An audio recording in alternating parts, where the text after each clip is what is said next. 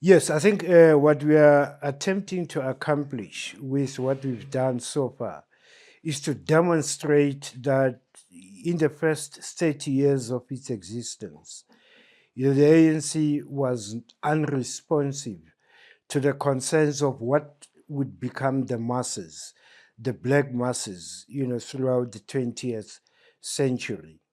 Uh, Now, the 1920s and 1930s, that 20-year period, is what we have covered today.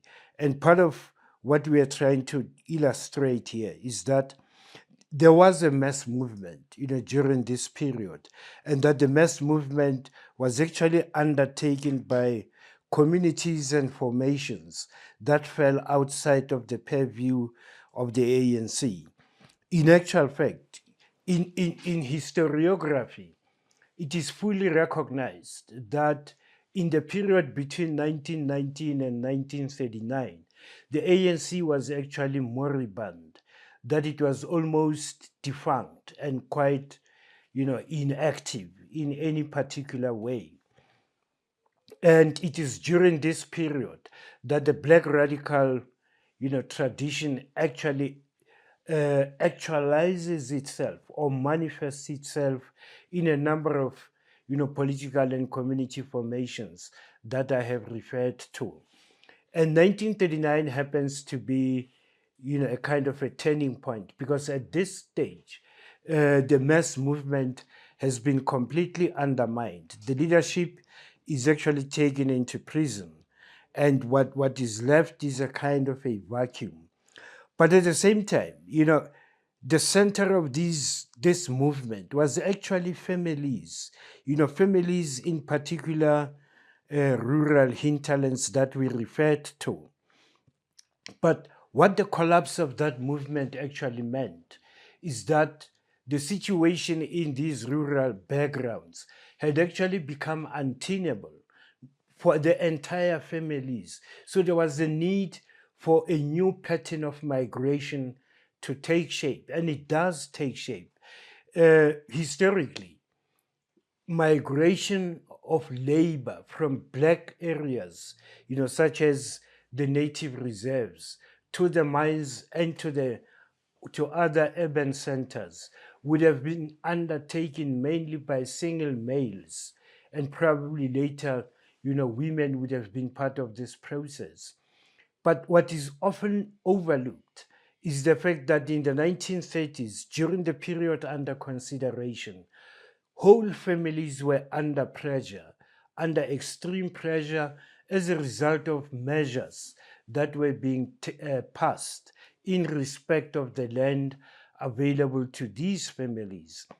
And as a result, they migrated en masse, not as single males or probably single and unattached females, but as families. And that has to be taken into cognizance.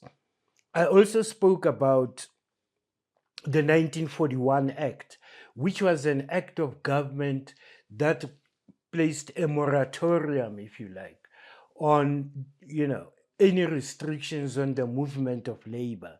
So what it did was to open up all frontiers and allow labor to move freely. But even though it is framed in those terms, the labor that is being targeted here is African family labor.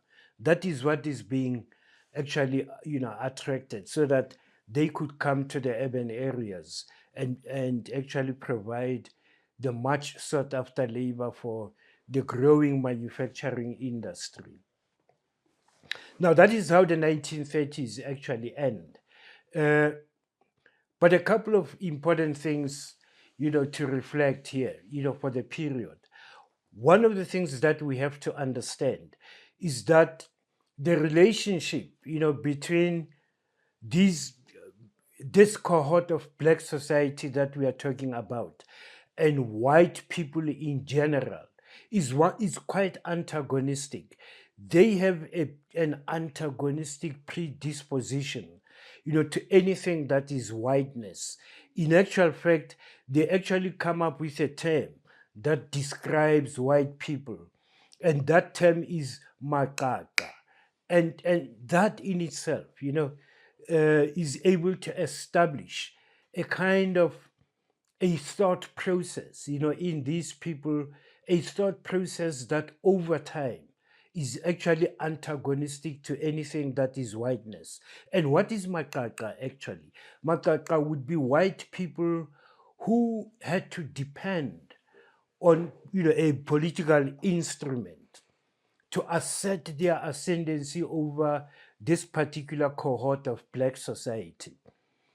The term actually comes out of the Free State, and as I said, I was going to talk about the farming communities in commercial agricultural parts of the country, and the Free State and the Southern Transvaal would be the center of this. And this is where, if you think about it, the Land Act of 1913 was particularly impactful, in that particular region of the country. And it is here that that antagonistic relationship, between these families, these communities, and the representation of whiteness is actually established.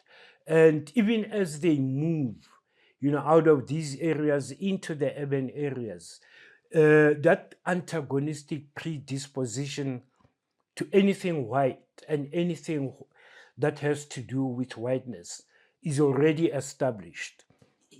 Just a little Yeah. just maybe a worthwhile analog to draw in the American South. Yes, yes. The sharecroppers, which is the analogs of the South Africans, Independent producers, as yeah. In the Jim Crow era, Yes. they've arrived at a similar formulation. Their formulation for the Southern white antagonist, lower class antagonist, was the cracker.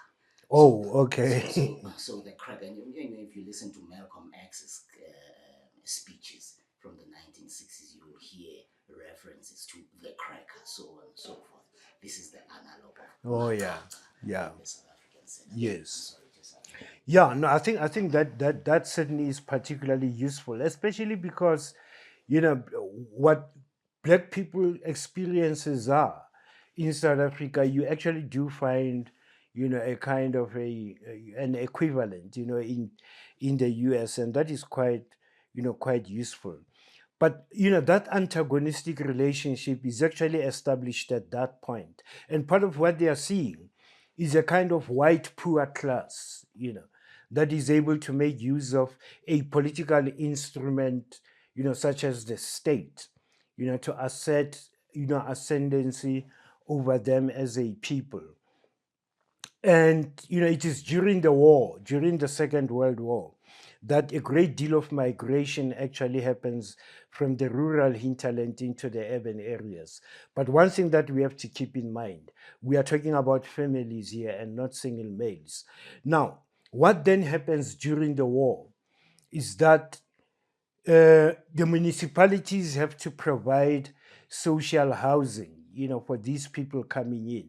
And there's no doubt, that between 1932 and 1941, the Johannesburg City Council was able to provide social housing that was adequate and probably even in excess of what was being demanded. And there would be a time leading up to the war that there would be houses available. But after 1941, when this migration turned into a flood, then there was a problem. There was a problem precisely because the areas that new people coming into Johannesburg could actually go to remained to be the freehold townships of Alexander and Sophiatown. But given the size of the families that we are talking about here, these two places, would not have been ideal or provide the ideal accommodation for families. So the tendency was to actually move to the locations. In fact, after some time, we referred to them as the old locations. But back then, Orlando, Kwatema in Springs, Tsakani in Brakpan, and Mohlakeng in Randfontein. These would have been the new locations of the time. And this demographic of black society we are talking about would have been attracted to these new locations, that were provided by various city councils to provide accommodation for the new labor, that was being channeled to the manufacturing industries. Now, that is what was happening at least between 1941 and 1944. By 1944, the war, comes to an end, and the soldiers are coming back into the country, and that also includes, white labor that left. Now, white labor is returning, so there is no longer any reason why, the Johannesburg City Council should still spend more money, investing into an expanded social housing program. And what they do is to terminate it, because now the labor that they need is back in the country, it is available. Now, what happens next is that the flood had not stopped, it continued. So, part of what you are dealing with now, where at least around 1938, you would have had houses being available. By 1942, going into 1943, there is already, a crisis in terms of accommodation for new people coming in. And what they do, typically, is to move into the backyards of the JCC's, tenants, registered tenants with the JCC.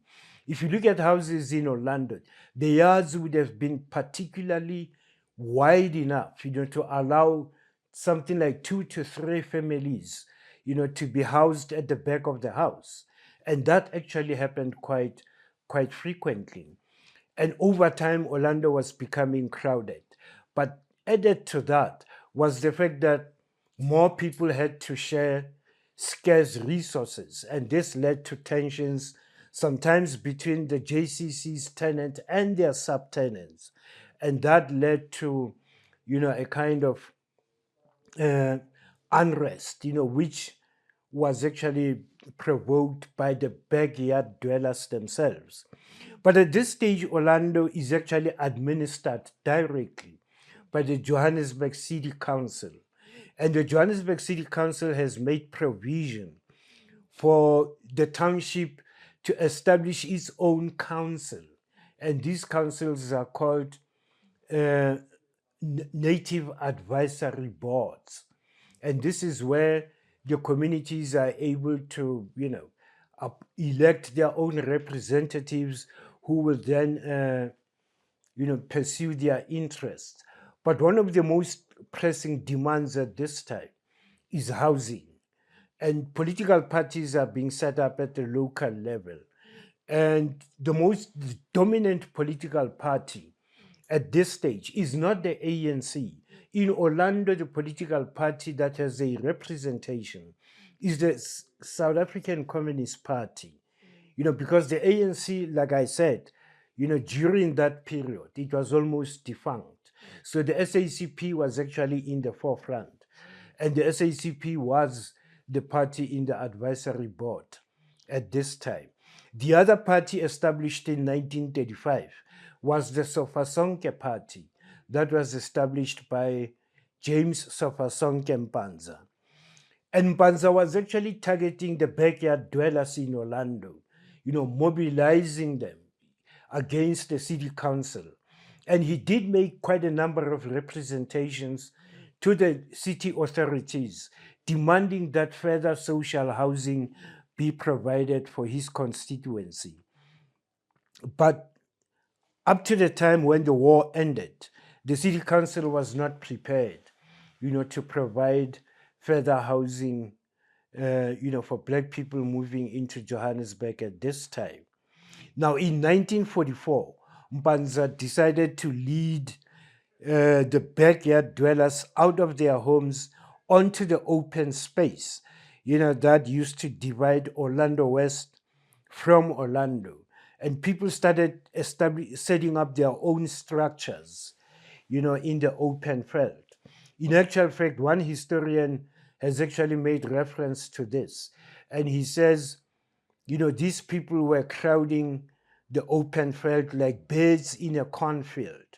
But the biggest problem here is that the winter of 1945 going into 1946 was particularly severe. And remember, we said these families were not moving as single male. These were families, and in some instances, you had a family with infants, having to move out of Orlando onto the open field.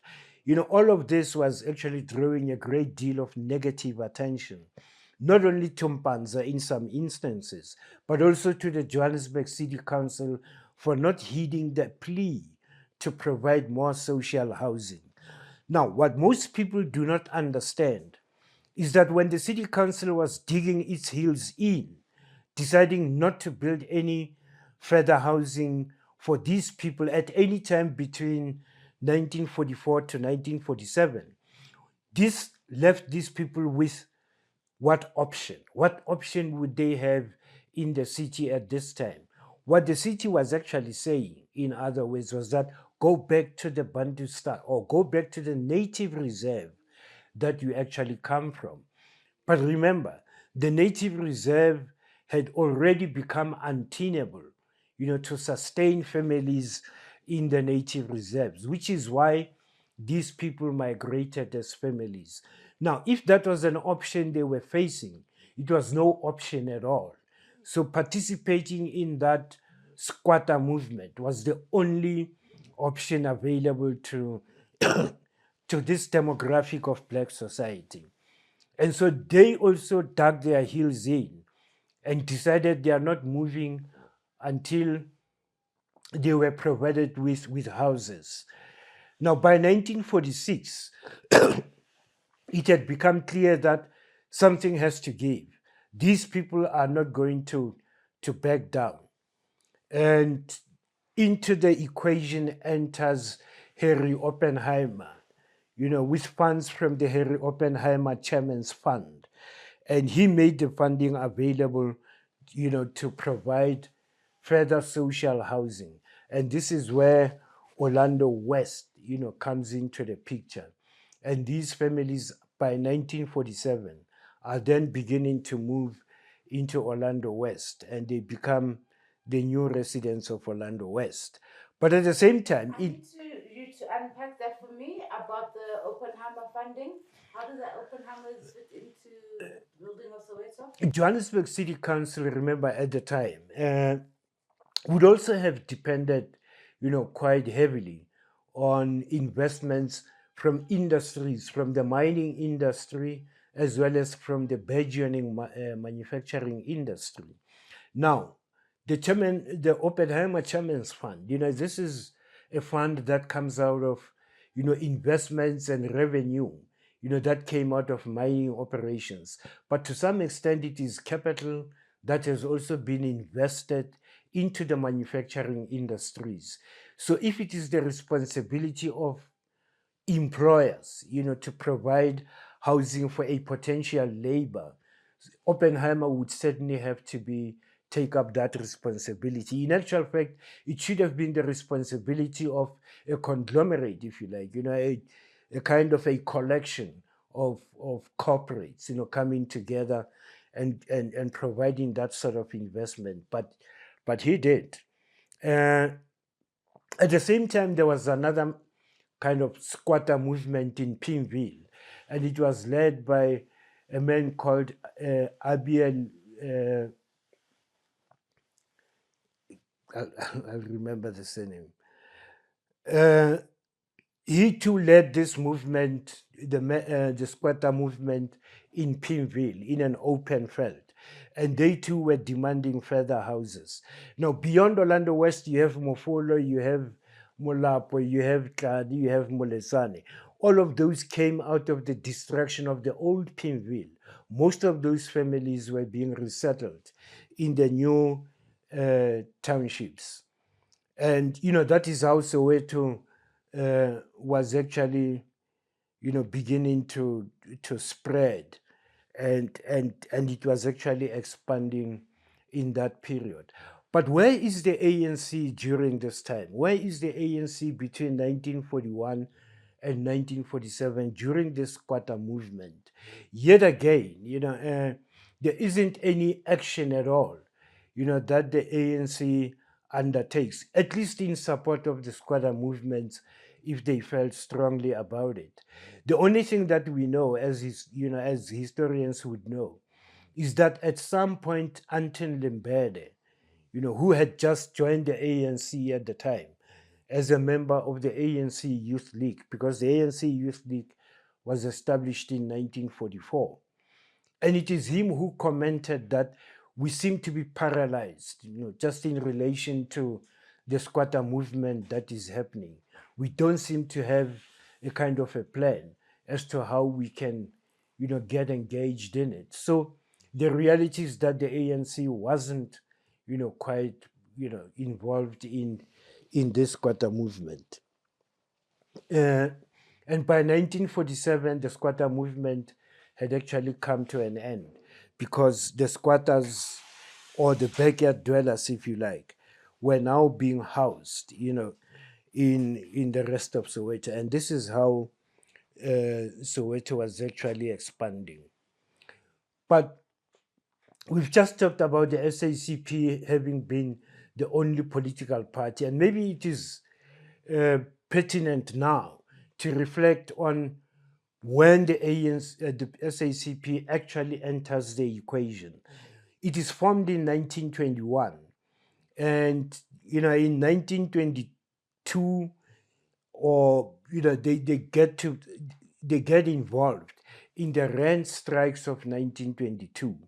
The rent strikes of 1922 were actually happening on the mines. White miners actually went on strike. And the reason for the strike was that the white mine owners wanted to extend skilled labor to black miners so that they can underpay them and have more profit.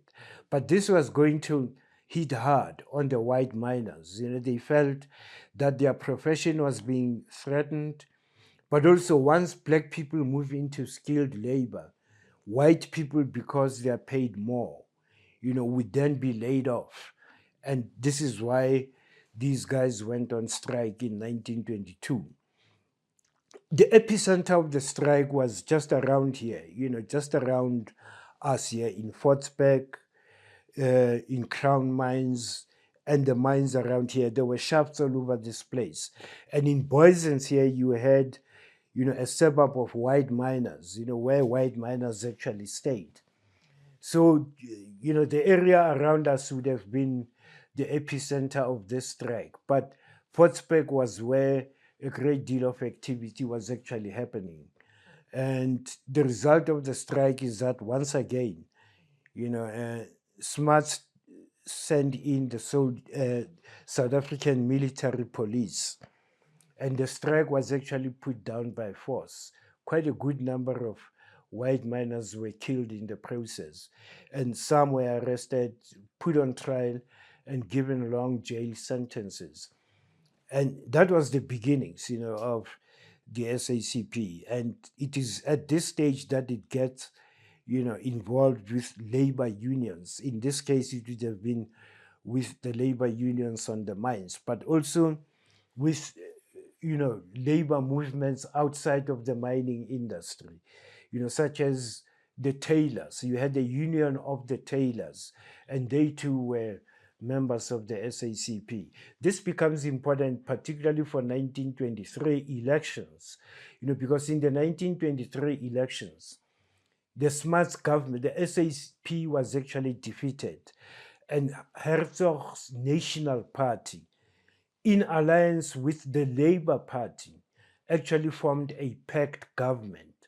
Now, part of what you begin to see here is that the Afrikaner, for the first time, for the first time since 1910, are becoming a governing party, or at least, an ally in a governing kind of situation with the Labour Party. And the Labour Party is supposed to be more left wing, because they are also aligned to the SACP. But what actually happens is that it is during this period that the most racist pieces of legislation were actually being passed, promoted by Herzog himself. The most important, for black people was the Native Urban Areas Act of 1923. Now, the Native Urban Areas Act of 1923 stipulated that African people or natives were not allowed to be in white areas. They were only allowed to be in white areas for as long as they ministered to the needs of white society. And once they ceased to so minister, they will be deported back to their designated native reserves. I'm actually saying it as it stands in the act itself. That's what it says. So, but already we have covered the 1920s and the 1930s, and we have shown, and we have shown that, we have shown that,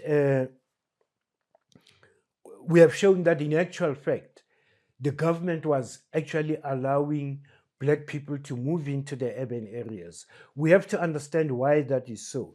If Herzog passed and pushed this act that said blacks can only be in white areas if they minister to the needs of white society, how is it that he allowed black people to enter the urban areas in the 1920s and 1930s? Our understanding here is that this was because of pressure from manufacturing capital. Herzog, as an Afrikaner, would have wanted natives to remain in their designated reserves as stipulated in the Native Urban Areas Act, and to only come to the urban areas as single males, therefore, when they have to sell their labor. At the end of that period, they would then have to go back to their designated homelands. But by now we know that it was actually under Herzog that black people were allowed, to come and stay in Orlando, in Molapo, and in other, areas. And that was because of the fact that the manufacturing industry at the time also, the manufacturing industry had become the leading contributor to GDP. It had started overtaking mining as the leading contributor to GDP. Therefore, it could influence the direction that policy would take. And this became, the result of it. So by the time 1948 comes, already what is actually classical apartheid was actually in place. So that in 1948, when the Nationalist Party took power, already, what would become, apartheid kind of spatial planning was already actually in place. And Herzog can actually be credited for having done a great deal of the spade work, in that regard. The one thing that comes out of, the 2 years leading up to 1948, at the end of the war, is a lot of thinking about what to do with the native reserves. And out of this came two commissions. The one commission was called the Stallard Commission. And it actually recommended, that the government should actually develop the native reserves and actually create a lot of border industries next to the reserves so that you actually stop the flood of black people coming into the urban areas. But that was never done, because part of what you actually see is the continued degradation, of reserve economies. So that by 1951, one historian concluded, Charles Simpkins, that there was no way that the native reserves could actually act as a site of reproduction, of the labor that goes into the urban centers. And that goes to show that, apartheid policy was actually geared towards using the Bantustans in spite of the fact that they were economically unviable at the time when the National Party creates the Bantustans. And this happens in 1949. as soon as the National Party comes to power in 48.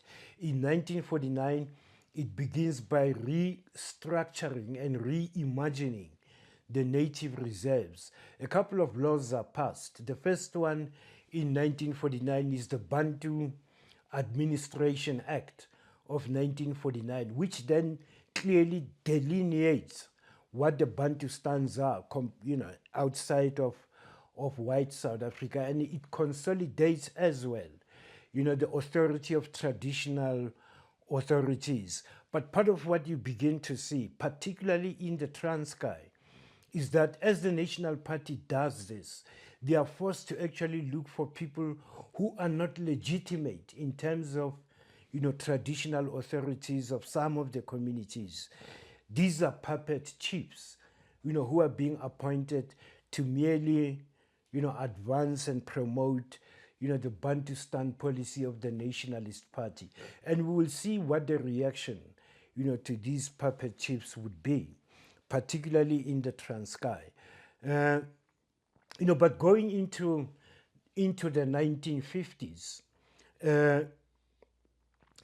the kind of focus now gets to be in the urban areas. And the reason for that is that you've had the Second World War and you've seen, massive urban migration or migration into the urban areas.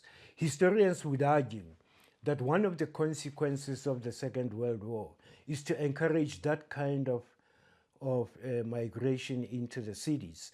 And once people started to concentrate in the cities and in towns and cities in large numbers, this is where the possibility of mass mobilization and mass insurrection and mass unrest would actually follow.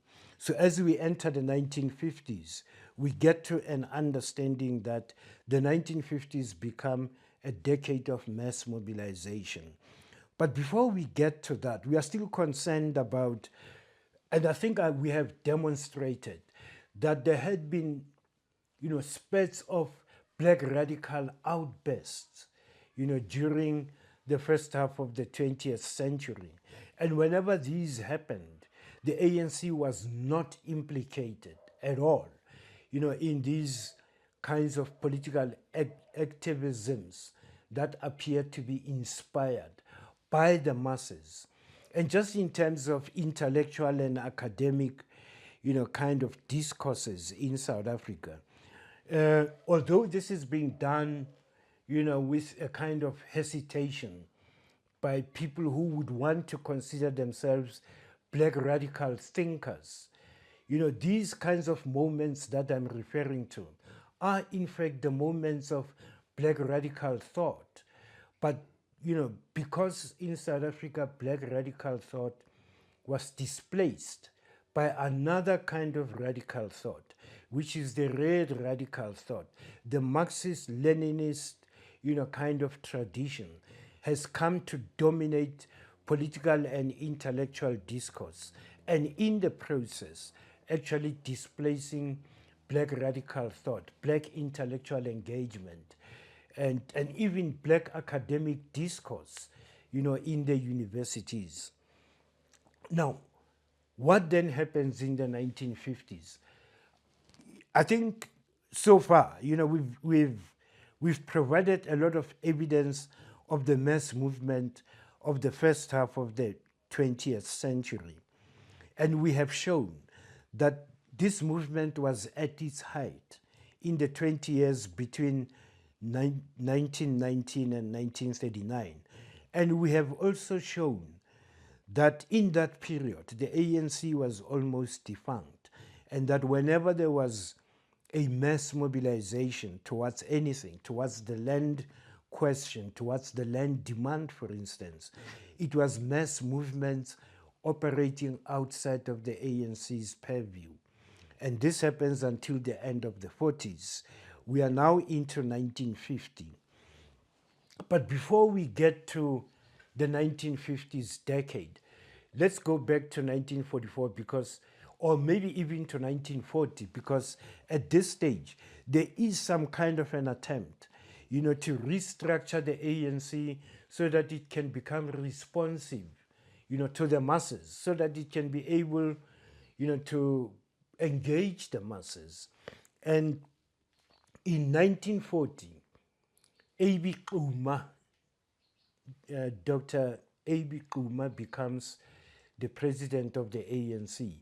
But from 1937 to 1940, Kuma was already active in the ANC, and already he was making some kind of suggestions and reflections on the state of the ANC and what it should do and what he was concerned about. And coming out of the US, having spent time with, and Tademulora might actually is quite useful in this, coming out of the Booker T tradition, Booker T Washington tradition, Kuma was actually more concerned about grounding the ANC within the masses. So once he becomes president in 1940, doing that is something that, in fact, he's quite familiar with.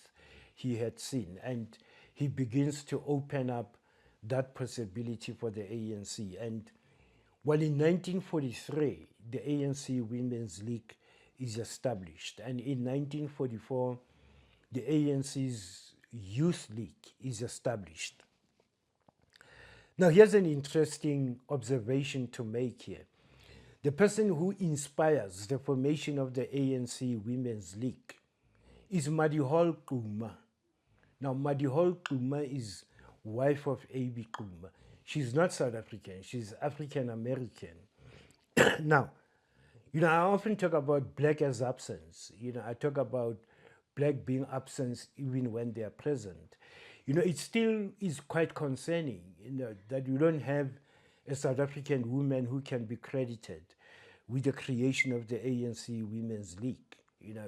But be that as it may, Madihol Kuma took the initiative, and she actually inspired the formation of the ANC's Women's League in 1943. So already you are beginning to get a sense that maybe the ANC will respond, to what the masses, are. I don't know the how, but I know Charlotte Maxlake was the inspiration, because when they were having that meeting to form the ANC, the men were talking amongst themselves, and then she was such a loudmouth that she had to be included in those talks. Yes. But they were actually shutting her down. Yeah. And she didn't necessarily belong to the ANC, but a lot of what she brought to the table in that meeting is what formulated the ANC policies. And then I don't know who exactly then. The thing is, this is a historical account, and Yes. and part of what Tom Lodge actually, if you think about it, Tom Lodge is actually, the one historian who is being anchored, as the historian of the Black liberation, Wow. Okay. struggle movement. But you're right. I mean, and maybe it's a detail that we have to look into. Because Yeah. I know this. I know that she was an outspoken woman on the Yes, outside, yeah. being shut out by the men. Yeah. But her content Yeah. had the most value. No, I think it is something that we'll certainly, have to revisit. But then 1944, then the ANC has to take this radical pathway, and this is something that the ANC, is going to have to do for the first time. Now, between 44 and 1947, very little happens, except that the focus in 1946 shifts to a completely different, kind of terrain. And what begins to draw the attention of South Africa at this time is the Asiatic Land Act of 1946. And this is again the Smuts government, that promulgates the Asiatic Land Act of 1946. What that act actually does is to attack Indian sugar growers, sugar cane growers. But you do have black people, particularly in Natal, who are also involved in the sugar cane industry. And this leads to some kind of an alliance, between, sugar cane growers, both of the Indian descent and African descent, but it doesn't become something quite, dramatic. But in 1947,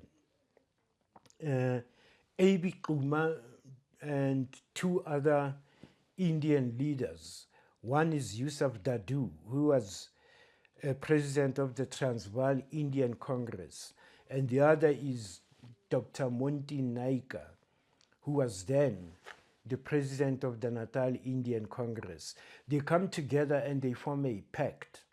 And this pact is known as the Three Doctors Pact between the two Indian doctors and A.B. Kuma. Now, it becomes important to understand the basis of this pact. What it actually does is to begin African Indian political cooperation. This is the purpose of the pact, and this is quite unprecedented. It hasn't happened before. But what is important here to bear in mind is that by then already, Yusuf Dadu, who is president of the Transvaal Indian Congress, is also a member of the SACP. He joined the SACP in 1939. And interestingly, when Dadu joins the SACP, what he says is that he feels determined and enthusiastic enough to get involved in black struggles and actually lead black struggles. Now, this other people may see as a kind of a sacrifice, but further down the line, it becomes cause for concern. But be that as it may, Dadu is now deeply involved in black politics. Now, when the Three Doctors Pact is actually, unveiled, the Africanists, and these are the ANC Youth League, but they are the radicals, the young radicals in the ANC. They are concerned about this kind of relationship, because for them, it is going to end up, being, the Indian leadership dominating the black leadership. And that's the issue. That becomes the issue. In 1949, the ANC goes to Bloemfontein to an annual conference of 1949, and that conference becomes absolutely critical. Dadu attends the conference, and in very many ways, he is there. But despite his presence, the young Africanists, the radicals in the ANC, managed to push through the program of action. Now, the program of action happens to be a more radical, kind of program that envisages a kind of mass insurrection in the 1950s. This is what was expected, that once there is any particular issue that black people want to deal with, the response would be mass insurrection, because it is in the numbers that the system can actually be defeated. So that program of action gets adopted. And coming into 1950, the very first thing that brings the ANC into a kind of, or throws them into a kind of a dilemma, is when May Day comes, the May Day of 1950. May Day, we all know it. It is Workers' Day. It's celebrated globally as Workers' Day. So it was coming up in 1950, and for the first time, there was a suggestion that, the political formations should participate in the May Day protest of 1950 on the 1st of May. Now, immediately, the Africanists, the ANC Youth League, and in this case, they actually included the trio, Nelson Mandela, Walter Sisulu, and Oliver Tambo, were part of the Africanists at this time. And you add Robert Sobukwe to that, you add HB Mda into it. These were the Africanists who were vehemently opposed to the ANC participating in the May Day protest. And their explanation was this, that May Day protest is a communist, kind of agenda. It is foreign to Africans, and therefore it is irrelevant, in the struggle for black emancipation, in the struggle for the liberation of black people. and therefore they should not participate in it. Now, the long and the short of it is that May Day came, and you know, rallies were actually organized around Johannesburg, Port Elizabeth, Cape Town, but in all the major centers. But the interesting thing is what happened in Johannesburg. Now, the SACP happened to have a stronghold in the western areas of Johannesburg, where you had Sophiatown, Nuclear, and Martindale. And you also had Western Native Township. But it is Nuclear where the SACP was particularly strong. And that was because J.B. Marx, a long-standing member of the SACP, was actually a resident of Nuclear. So a lot of those people in Nuclear were, they gathered around J.B. Marx, and they did actually have quite a rally in Nuclear, and that rally was actually addressed by the ancestor of this new Minister of Police, Kachalia. I think it was his grandfather who addressed that rally in Nuclear. And Mandela, Sisulu, and Tambo actually disrupted the rally. And people had to go helter-skelter because they were part of the Africanists at this time. This was 1950. But in other parts, in Orlando, for instance, the interest was rather lukewarm, precisely because Orlando would have been a stronghold, of the ANC Youth League members at the time, Robert Sobukwe, Oliver Tambo, Ashbim Da. Although Ashbim Da actually came from Benoni, but Orlando was actually, Putlako Lebelo was there. This was, a kind of an Africanist stronghold. And for that reason, the enthusiasm for May Day was rather lukewarm. But May Day came and went. And the demand there was a pound a day kind of demand, just in terms of what the workers were demanding. And May Day came and went. The next moment that is absolutely critical is the next conference of the ANC in 1951. Because here, Moroka is unseated, because they were quite unhappy about how he handled the ANC in the past 2 years, and the fact that the program of action seemed to have been abandoned. So they replaced him with Chief Albert Luthuli in 1951. And in 1952, Chief Albert Luthuli was to preside over the very first campaign of the ANC. And that campaign is the Defiance Campaign. Now, the Defiance Campaign of 1952 is actually, it is actually remembered as the highlight of the ANC's mass mobilization.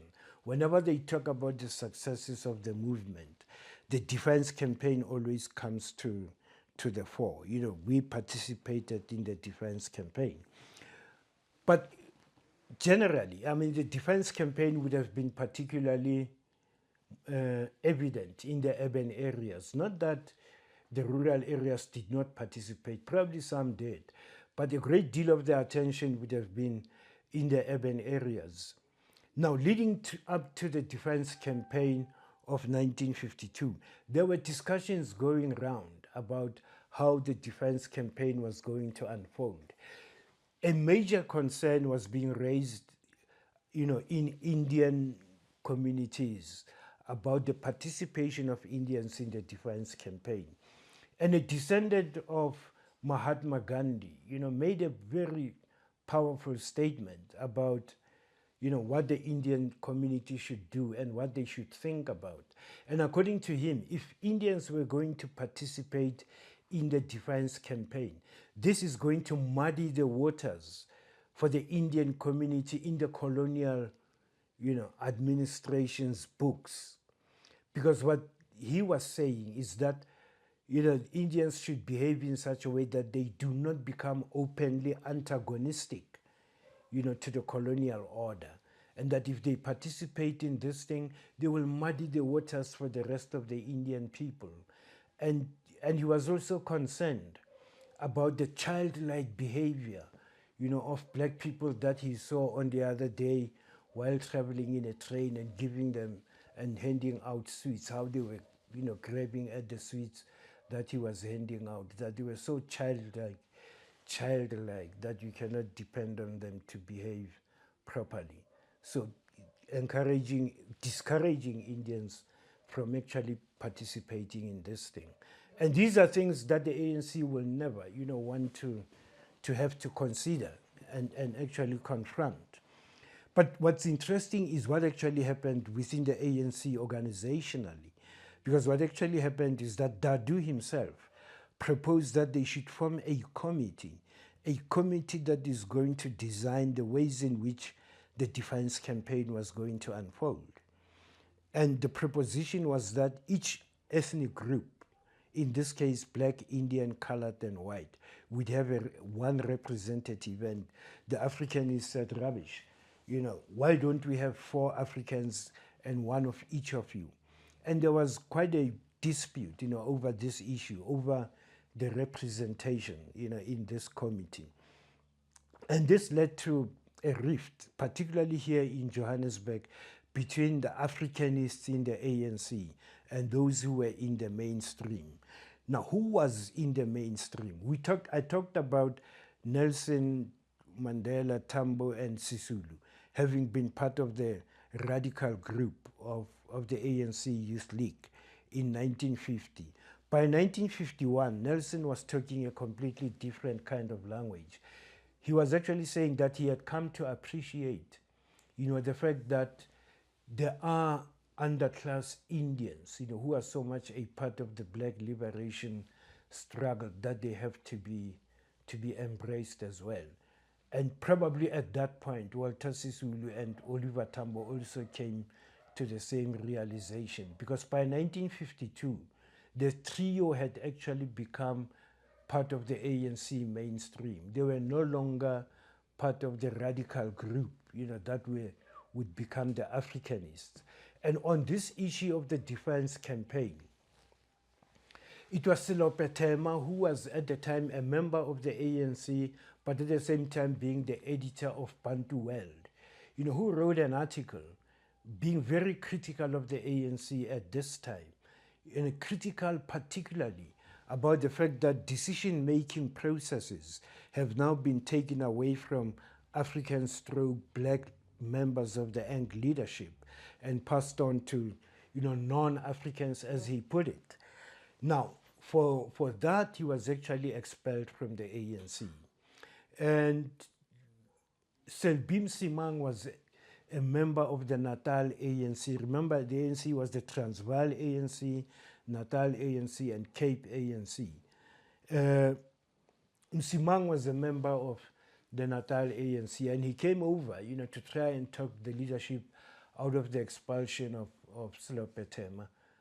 But they, Lutuli said, no, he's expelled. And so that's how Silo Petema was expelled. And Msimang also decided to walk away from the ANC. And that was the first, The ANC nationalist-minded bloc. You remember that, Silo Petema. Oh, yeah, the nationalist-minded bloc, yeah. But we actually use the term Africanist. Would that be, for Sobukwe, for Ashbim Da, for Lembede.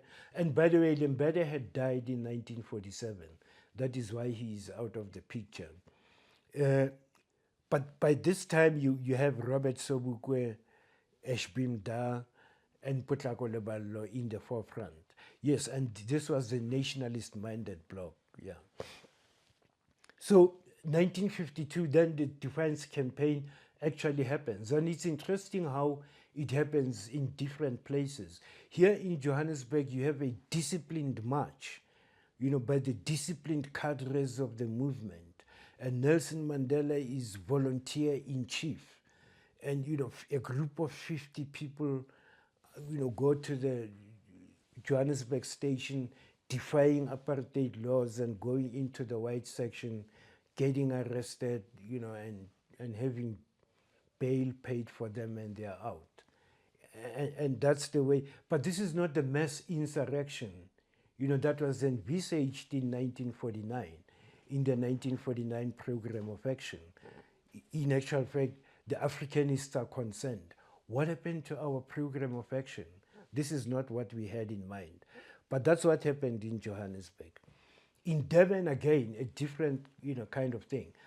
Quite a number of, Indians came together, marched, and, toy-toyed and sang some struggle songs, were arrested. By 2 o'clock, they were paid their bail and they were out. In Port Elizabeth, it was different. Now, there was no influence of non-Africans in Port Elizabeth. Now, people stormed into the station. There was confrontation between white civilians and black people defying apartheid laws. The long and the short of it is that there was a fatality, as a result of what happened in Port Elizabeth. And the ANC felt uncomfortable. Once that happens, they felt this is not what we envisaged. But worse was still to come. In East London, it took a completely different shape. Still on the day of the Defiance campaign, the people in East London from Duncan Village, marched, and they were marching to town. But they were met by police, and there was that confrontation between them and the police. So they were backing off into the township, into Duncan Village. And along the way, they met a white nun, an Irish nun, Sister Aidan, who had been working in Duncan Village for years. They knew her. But the anger, they were overcome by the rage. They grabbed her, they actually assaulted her, butchered her to death. And actually, it is said that her body was never found. And that to this day, her body was actually never recovered. Somewhat reminiscent of Edelstein, isn't it? Yeah? Somewhat reminiscent of Yes, Edelstein. I was about to Yeah, say, yeah. yes. But that's the one detail about the Defiance campaign that was completely taken out of the historical narrative, until quite recently. When a book was published about that particular massacre. Because what then happened is that after the sister was mutilated and her body taken away, the police actually stormed Duncan Village. And at the end of the day, nearly 200 people had been killed.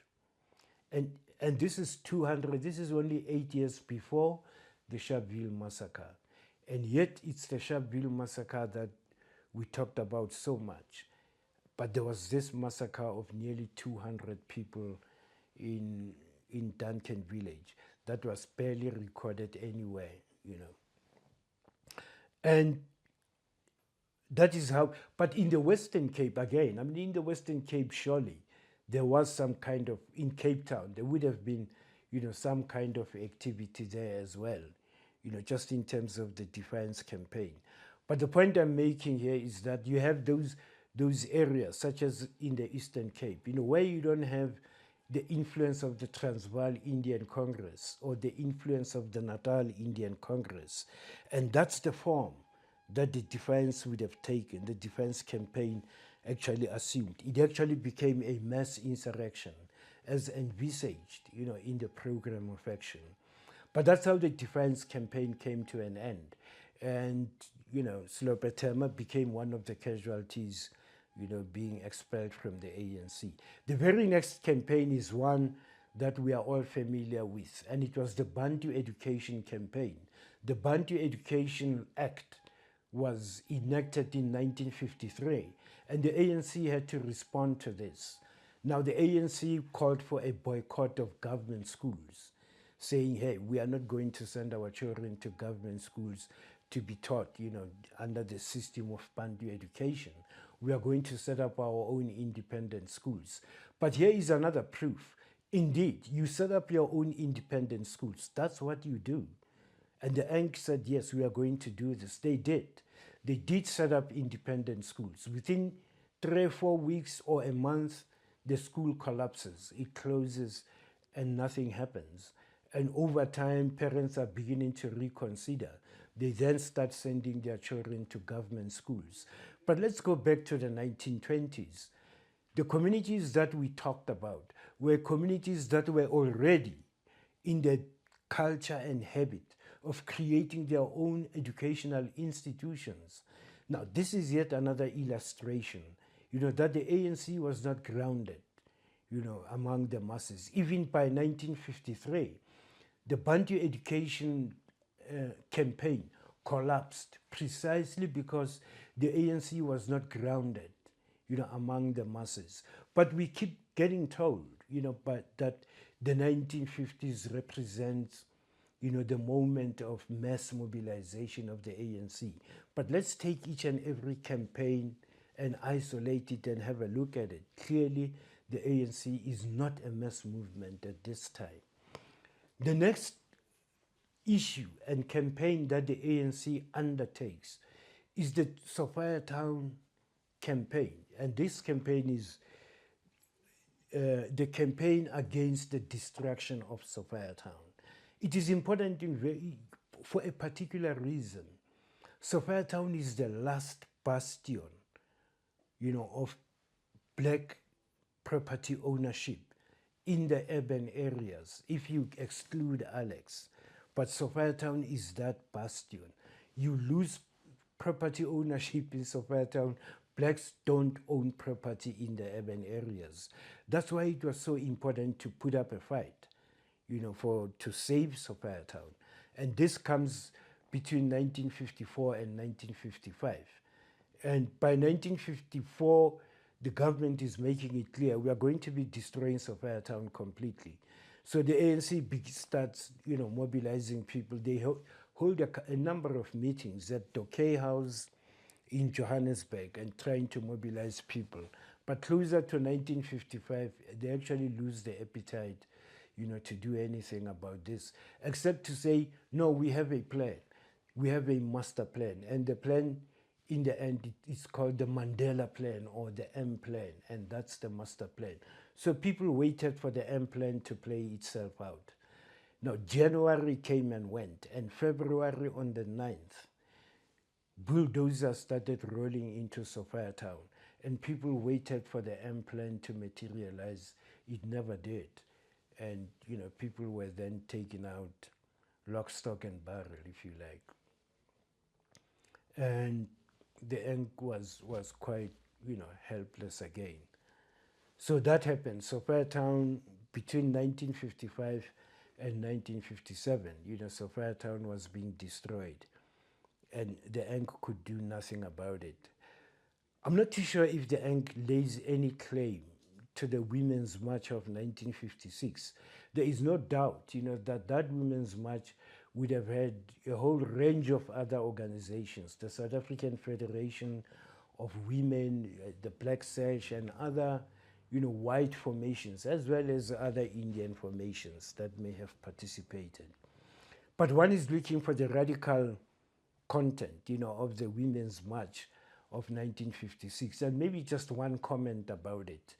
The problem with it is that what one does not see in that march is the presence of, and I often use this term and people think I'm being derogative towards this demographic. I always argue that in the Women's March of 1956, conspicuous by their absence are the Basotho women, the bareheaded, bare-breasted, beer-brewing Basotho women were absent from this campaign. And once you don't have Basotho women participating in any campaign in the 1950s, it cannot be mass-based. What gives it a mass character is the participation of Basotho women. Throughout the 1940s and the 1950s, whenever there were riots anywhere on the Rand, Basotho women would have been in the forefront of that. The 1946 mine workers' strike, the biggest strike, mine workers' strike held until 1987, the Basotho women were particularly prominent, in that strike. So I often argue that their absence in the Women's March of 1956, gives one doubts over, its mass character. And if you think about it, if you think about the people who are being you know, foregrounded, as having been responsible. You could see that we do not have a kind of underclass black woman, being robustly represented in that women's march. And that has always been my particular concern at all times. But in 1957, the ANC adopts its constitution. And this constitution is in fact based on the Freedom Charter. And then now let's talk the Freedom Charter, because what I talked about, the land struggles of the 1920s and 1930s, of those communities that were involved in that mass movement, those mass struggles should have been reflected in the Freedom Charter. And this was my argument recently. We had this debate at Power FM, and, Advocate Ngugai Tobe and Mavuso Msimang, were on the one side of this debate, and I was on the other. And the issue here is that there is a concerted effort today, to try and situate the Freedom Charter within the black experience. There is an attempt to say this is a product, of black people articulating their concerns, and and that it was actually written by black people themselves. This is a reaction. It is a reaction to the criticism that the Freedom Charter was in fact a product of white radical thought, that it was actually written by, the white leftists, who were inside the ANC at the time. So the argument now is that the Freedom Charter was in fact conceptualized by Z.K. Matthews, that Z.K. Matthews actually conceptualized the Charter, and therefore, if we want to think about who to credit for the Freedom Charter, it is Z.K. Matthews. Now, my argument, against the two was that even if it was Z.K. Matthews, who authored the Freedom Charter, the concern here is that the Freedom Charter comes, against the backdrop of what had been struggles, land struggles that had been going on in the 1920s and 1930s. But the way in which the Freedom Charter is framed, it is not reflecting these struggles at all. Because if one thinks about what these struggles would have said about land, the struggles slogan was Africa for the Africans, Izwe lethu. Now, the Freedom Charter, on the other hand, says South Africa belongs to all those who live in it. And that from the very beginning, it shows a kind of a detachment, of the ANC from the masses. I always argue that even in the 1960s, at the time when, black people were said to be so subservient, to white supremacy, even in the 1960s, there were people in Orlando who, as a standard greeting kind of thing, when they saw one another, they would say, Izwe lethu, Izwe lethu. Now, that's, Izwe lethu was, in fact, the kind of everyday slogan, a standard greeting, among people. And yet, the anchor, on the other hand, is saying, South Africa belongs to all those who live in it. That's the first problem with the Freedom Charter. The second is that, just in terms of the history, I think I was concerned about making people understand that the Land Act of 1913 was an attack on independent African producers and not an act of land dispossession. Now, the issue here is that by the 1930s, I have demonstrated that those areas of South Africa where the Land Act was particularly severe, had to undergo changes. And those changes had to do with people migrating, from those areas. So increasingly, going into the 1940s and beyond the war, African people are no longer working the land. African people working the land at that time are those restricted to the 13% of the land in the native reserves. But Africans in commercial agricultural areas are no longer working the land for themselves.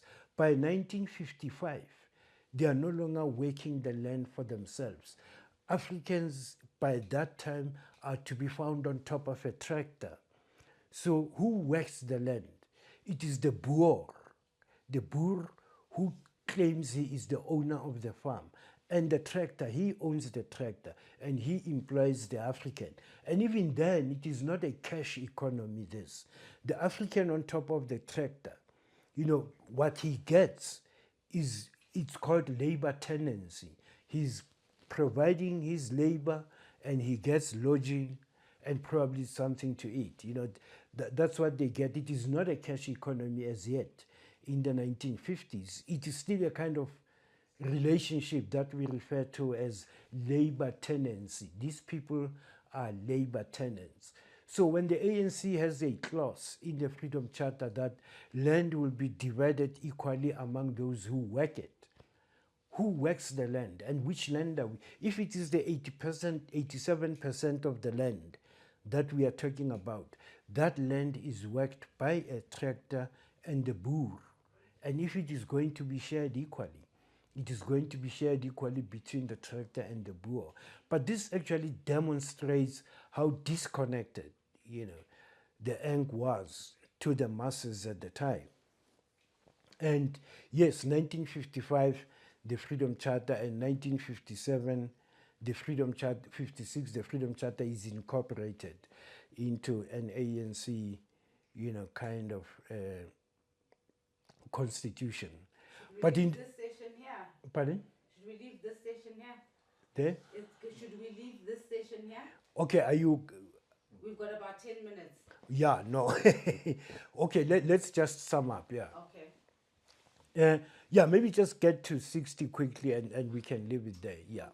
Now, what happens in 57 is that the Africanists are quite disgruntled about what had been happening in the 1950s in the ANC. Starting with the defense campaign, the way the defense campaign was handled, the Bantu education campaign. But the one thing that is important here that we should throw into the mix is what happens again in 1953. The Congress Alliance is created in 1953. The Congress Alliance is between the Congress of Democrats, which is a white political formation, the ANC, and the Indian Congresses. This becomes the Congress Alliance.